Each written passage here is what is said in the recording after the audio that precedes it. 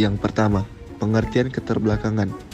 Menurut teori dependensi, keterbelakangan yang terjadi di dunia ketiga merupakan bagian yang tak terpisah dari hubungan struktural antara negara maju, developed metropolitan countries, dengan negara berkembang, satellite underdeveloped countries, yang bersifat eksploitatif dan subordinat.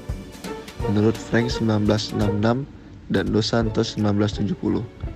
Sedangkan teori dependensi muncul pada tahun 1960 hingga 1970-an sebagai reaksi atas ketidakpuasan terhadap teori modernisasi yang telah dianggap sebagai pemicu keterbelakangan negara-negara berkembang. Dan ketergantungan. Teori ketergantungan yang merupakan salah satu teori termasuk dalam kelompok teori struktural, lahir dari dua induk. Induk yang pertama adalah teori-teori tentang imperialisme dan kolonialisme, baik yang Marxis maupun bukan Marxis.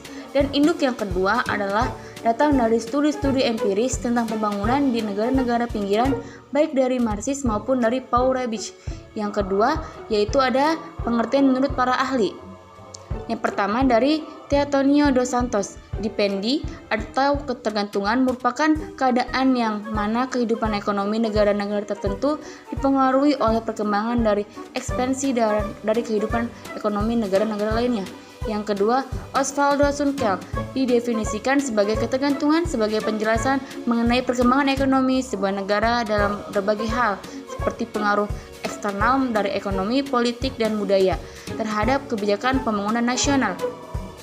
Yang ketiga ada Susanne Bondenheimer. Ketergantungan diartikan sebagai sebuah proses yang berlanjut. Yang keempat ada Rourevich mengartikan mengenai kekolot atau keusangan konsep pembangunan kerja secara internasional, yakni dengan International Division of Labor. Dengan IDL bagi Rebich yang menyediakan sebagai Marxisme. Teori ketergantungan atau dependensi juga memiliki warisan pemikiran dari neo-Marxisme tentang keberhasilan dari revolusi Tiongkok dan Kuba. Ketergantungan adalah keadaan di mana kehidupan ekonomi negara-negara dipengaruhi oleh perkembangan dan ekspansi dari kehidupan ekonomi negara-negara lain. Negara-negara tersebut hanya berperan sebagai penerima akibat saja. Tintonio dos Santos 1970, di mana hubungan saling ketergantungan antara dua sistem ekonomi atau lebih terjadi bila ekonomi beberapa negara yang dominan bisa berekspansi dan bisa berdiri sendiri, sedangkan ekonomi di negara lainnya yang bergantung mengalami perubahan hanya sebagai akibat dari ekspansi tersebut, baik yang positif maupun yang negatif. Teori ketergantungan atau teori dependensi yang menjelaskan bagaimana negara terpinggir atau negara dunia ketiga memiliki perekonomian yang sangat bergantung pada negara dunia pertama atau negara inti. Ketika negara terpinggir menjalin hubungan dengan negara inti, hubungan ini akan membentuk ketergantungan negara inti dapat berkembang mandiri. Sementara perkembangan negara terpinggir sangat bergantung pada perkembangan negara inti itu. Hal ini dapat berdampak positif maupun negatif untuk perkembangan negara mereka. Menurut teori ketergantungan, posisi negara terpinggir yang terkena dampak ekonomi global adalah sumber utama keterbelakangannya di pasar global. Negara-negara terpinggir biasanya menjual tenaga kerja murah dan pasokan mentah. Sumber daya ini dijual ke negara inti yang memiliki sarana untuk mengubahnya menjadi barang jadi. Negara-negara terbelakang akhirnya membayar biaya tinggi untuk barang jadi. Hal ini menguras modal yang seharusnya dapat digunakan untuk meningkatkan potensi produksi mereka sendiri. Akibatnya, terjadi perputaran yang membagi ekonomi dunia menjadi negara inti yang kaya, negara terpinggir yang miskin.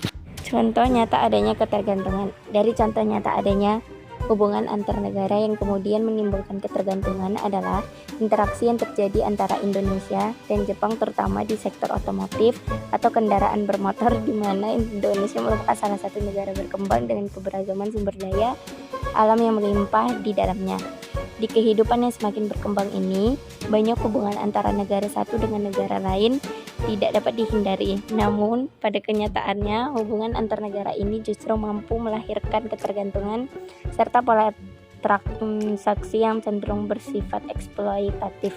Contoh nyata dari adanya hubungan antar negara yang kemudian menimbulkan ketergantungan adalah interaksi yang terjadi antara Indonesia dan Jepang, terutama di sektor otomotif yang merupakan dalam praktik Indonesia yang tidak mampu mengolah keberagaman sumber daya alam tersebut.